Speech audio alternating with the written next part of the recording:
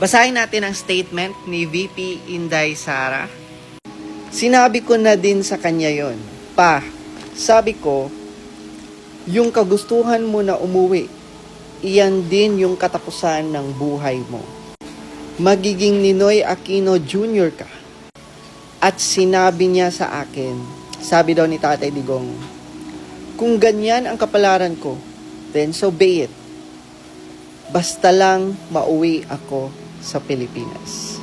Sa statement pa lang mga Lords, no, mararamdaman mo yung bigat at labag sa loob, no, talaga ni Tatay Digong na bakit hinayaang ang ibang lahi ang liliti sa kanya, ang ibang lahi ang dadakip sa kanya.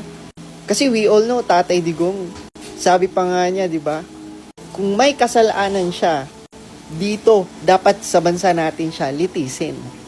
That's why let's hope and pray mga Lords na hindi violence, no, ang mangingibabaw, lalo na sa mga nangyayari ngayon.